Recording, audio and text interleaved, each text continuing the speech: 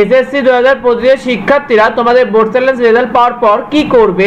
দেখো তোমাদের অনেকের রেজাল্ট পরিবর্তন হয়েছে, তো আবার অনেকেরই পরিবর্তন হয়নি। তো তোমাদের করণীয় কি? দেখো তোমাদের যাদের এসএসসি বোর্ড চ্যালেঞ্জ রেজাল্ট পরিবর্তন হয়েছে, তোমরা যারা ফেল থেকে পাস করেছো তারা কিন্তু তোমাদের কলেজে আবেদন করতে হবে। অর্থাৎ তোমাকে কিন্তু 10, 11, 13 ও 14 আগস্ট এই 4 দিনের মধ্যে কিন্তু তোমাকে তোমার কলেজ ভর্তির আবেদনটি করে ফেলতে হবে। শিক্ষার্থীরা তোমাদের যাদের জিপিএ বেড়েছে তাদের করণীয় কি? দেখো জিপিএ বাড়লে তোমার কিন্তু কলেজ ভর্তি আবেদন করে থাকলে তোমার কলেজ ভর্তি আবেদনকে তুমি চাইলে আপডেট করতে পারবে।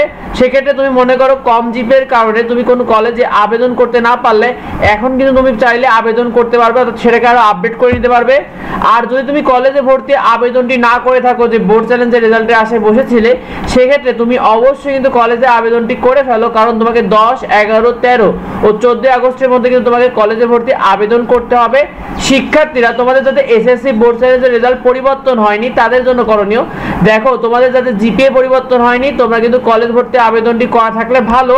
সেক্ষেত্রে যদি তুমি যদি কলেজে ভর্তির আবেদনটি এখনো না করে থাকো, সেক্ষেত্রে কিন্তু তোমাকে অবশ্যই কলেজে ভর্তি আবেদনটি করে ফেলতে হবে আগামী 10 এবং 11 আগস্ট, কারণ তোমার রেজাল্ট যেহেতু পরিবর্তন হয়নি সেহেতু তুমি 13 আর 14 আগস্ট কিন্তু পরিবর্তনের সুযোগ পাবে না। শিক্ষার্থীরা তোমাদের যাদের রেজাল্ট ফেলই রয়েছে সেক্ষেত্রে তোমাদের করণীয় কি? দেখো তোমাদের কলেজ ভর্তি আবেদনটি তোমরা করতে আর পারবে না, তবে যে সাবজেক্টে ফেল রয়েছে আগামী এসএসসি 2026 তোমাকে আবার পরীক্ষা দিতে হবে। এসএসসি 2026 পরীক্ষা কিন্তু তোমাদের ফেব্রুয়ারি মাসে অনুষ্ঠিত হবে। আর শিক্ষার্থীরা একটি কথা বলে দিই যে তোমাদের অনেকের রেজাল্ট পরিবর্তন হয়নি, অনেকের রেজাল্ট পরিবর্তন হয়েছে। দেখো এটা একটি স্টেজ মাত্র, তোমাদের এর পরবর্তী কিন্তু ধাপ রয়েছে এইচএসসি। অনেক শিক্ষার্থী এসএসসিতে খারাপ করা সত্ত্বেও কিন্তু তারা এইচএসসিতে অনেকেই ভালো করে। সুতরাং তোমাদের যার যেমনই রেজাল্ট হোক না কেন তোমরা চেষ্টা করো পরবর্তী ধাপ তোমাদের এইচএসসি কে ভালো করে ফোকাস করা, কলেজে ভালোভাবে প্রস্তুতি নেওয়া। তো পরবর্তী আপডেট পেতে অবশ্যই আমাদের চ্যানেলটিকে সাবস্ক্রাইব করে রাখো আর ভিডিওটি বন্ধুদেরকে শেয়ার করে দিও যাতে অন্যরা জানতে পারে।